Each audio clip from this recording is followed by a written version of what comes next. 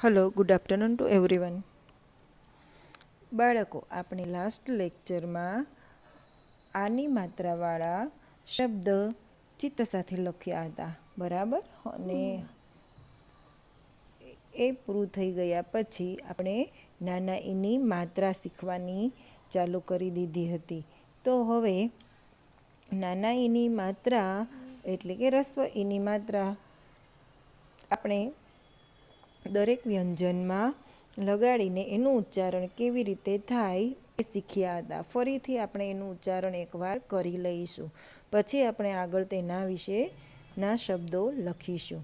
કી કી, ખી ખી. તમે પણ મારી સાથે બોલજો. હું બોલું પછી તમે બોલજો. ગી ગી, ઘી ઘી.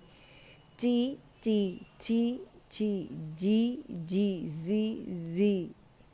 ટી ટી, ઠી ઠી, ડી ડી, ઢી ઢી. હણી હણી, તી તી, થી થી, દી દી, ધી ધી. ની ની, પી પી, ફી ફી. બી બી, ભી ભી, મી મી. યી યી, રી રી, લી લી, વી વી. શી શી, શી શી, સી સી, હી હી. અળી અળી. ક્ષી ક્ષી, ગી જ્ઞી જ્ઞી. ત્રી ત્રી, શ્રી શ્રી. બરાબર, આવી રીતેનું ઉચ્ચારણ થાય. હવે આપણે કેટલાક શબ્દો લખીશું કે જે નાના ઈથી શરૂ થતા હોય એવા.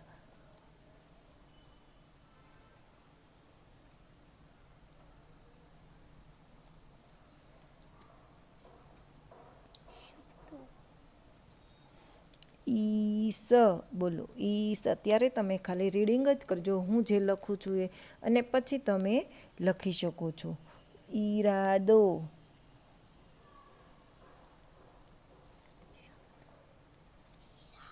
ઈશારો.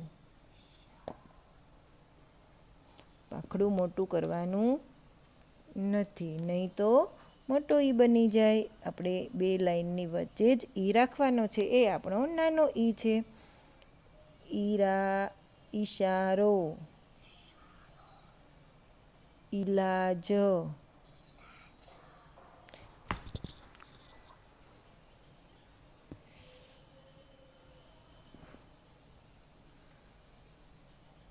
પછી છે ઈસમ,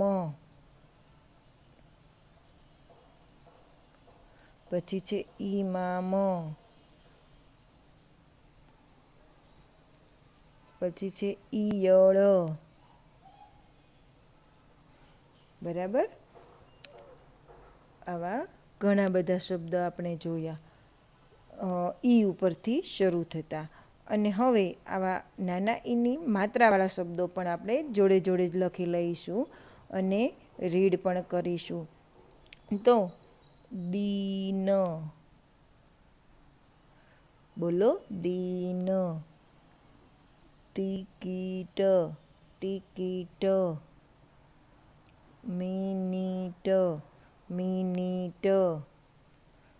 રિક્ષા, રિક્ષા. વિમાન, વિમાન. નિશાન, નિશાન. પછી શિયાળ, શિયાળ.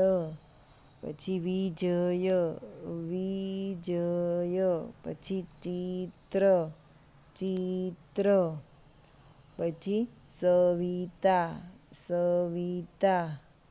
વિચાર, વિચાર. Giraffe, giraffe, giraffe.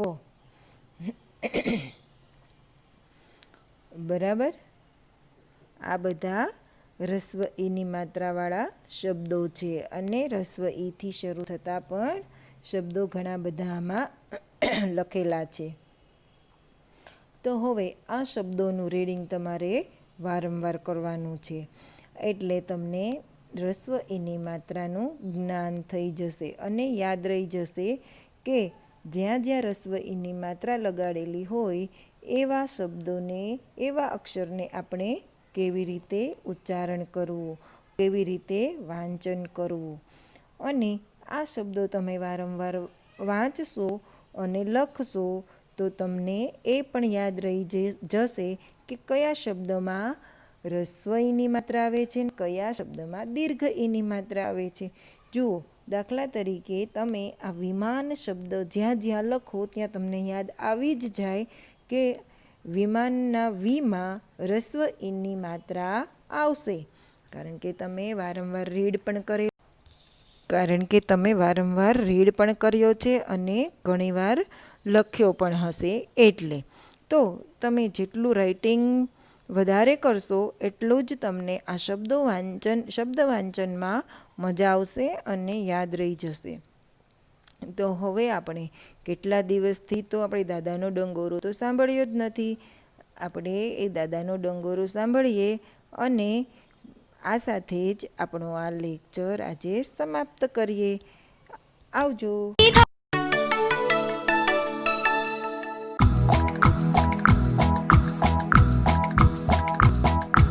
દાદાનો ડંગોરો લીધો એનો તો મેં ઘોડો કીધો. દાદાનો ડંગોરો લીધો એનો તો મેં ઘોડો કીધો. ઘોડો કૂદે ઝમ ઝમ, ઘૂઘરી વાગે ઘમ ઘમ. ઘોડો કૂદે ઝમ ઝમ, ઘૂઘરી વાગે ઘમ ઘમ.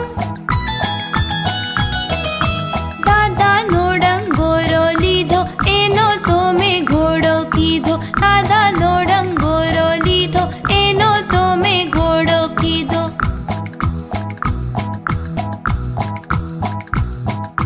ધમ ધમ ધરતી થાતી જાય, મારો ઘોડો કૂદતો જાય. ધમ ધમ ધરતી થાતી જાય, મારો ઘોડો કૂદતો જાય. કૂદતા કૂદતા આવે કોટ, કોટ કૂદીને મૂકે દોડ. કૂદતા કૂદતા આવે કોટ, કોટ કૂદીને મૂકે દોડ. દાદાનો ડંગોરો લીધો એનો તો મેં ઘોડો કીધો. દાદાનો ડંગોરો લીધો એનો તો મેં ઘોડો કીધો.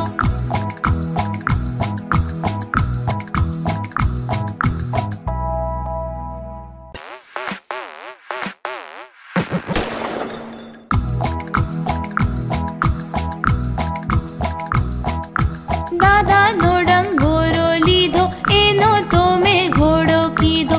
દાદાનો ડંગોરો લીધો એનો તો મેં ઘોડો કીધો. ઘોડો કૂદે ઝમ ઝમ, ઘૂઘરી વાગે ઘમ ઘમ.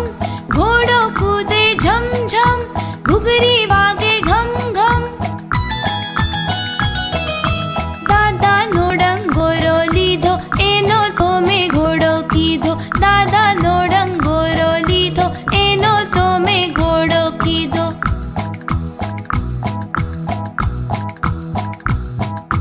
ધમ ધમ ધરતી થાતી જાય, મારો